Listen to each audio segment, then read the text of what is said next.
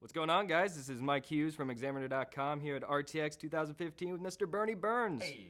The legend himself. So, Burnie, thanks so much for taking some time to talk to us Thank today. you. I didn't know I'd reached legendary status, so good to know.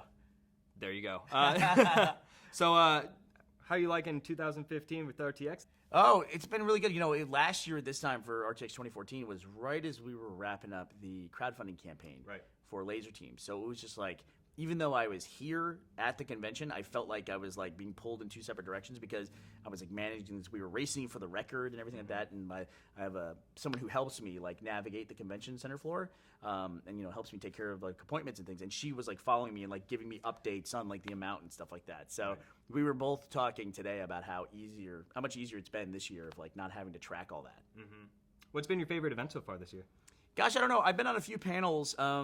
We did a really special one, which was we had the original 5 members of Rooster Teeth on one panel, which just sounds like something you would normally do, but we actually haven't had that in probably 3 or 4 years. Wow. So it was I think it might have been the first time all 5 of us were in one place for a while. Audience loved it, and we had a blast.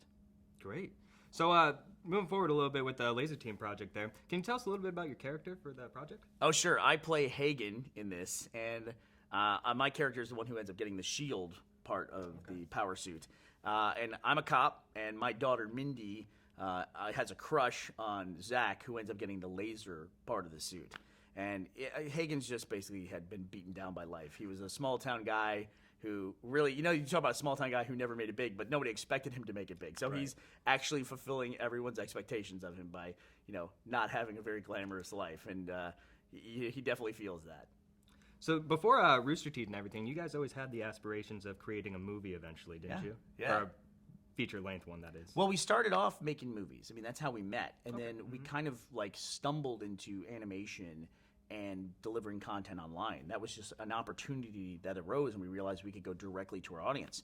But before that, we were people who made feature films, and then we went through the traditional system of going and applying to film festivals and then showing it at a film festival and trying to find a distributor. We found that, the traditional method of distribution, we ended up spending as much time in the business of film as we did in the art of film.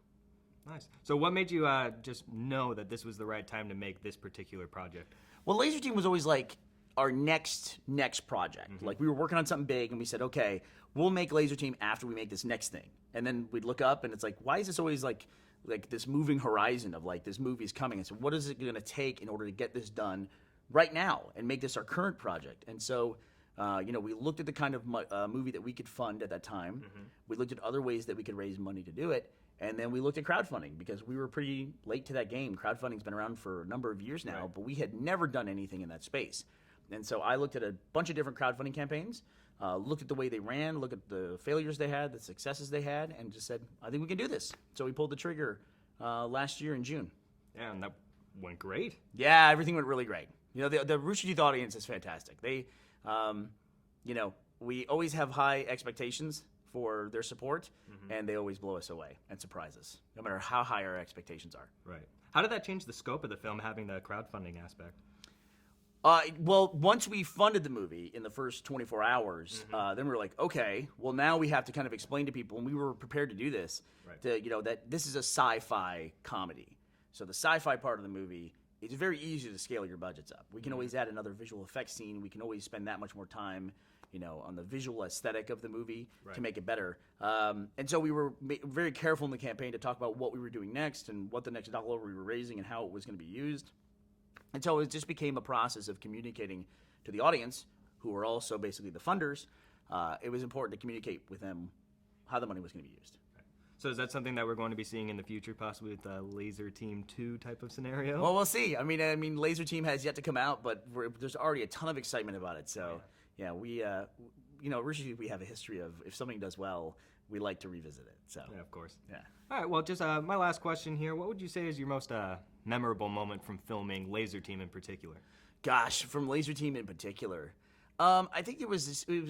I don't know if it would be an exciting moment, but there was like we should have had a lot of night shoots on this one, and there was a moment when I didn't have any obligations, so I was sitting there with like a cup of coffee, just trying to stay out of people's way, and I was just watching everybody working, and I was watching Matt in particular, Matt Hullum, our director, and this is someone that I've worked with for 20 years, and it was so just incredible to watch him. He's got such a cool demeanor.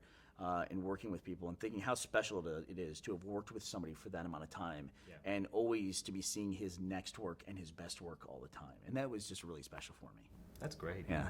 Well, Burnie, I really appreciate you sitting down and talking to us today, so thank you so much. My pleasure. Thank you. Yeah, thank you. All right. right. Well, this has been Mike Hughes here with Examiner.com at RTX 2015 with Burnie Burns. So we'll see you guys next time.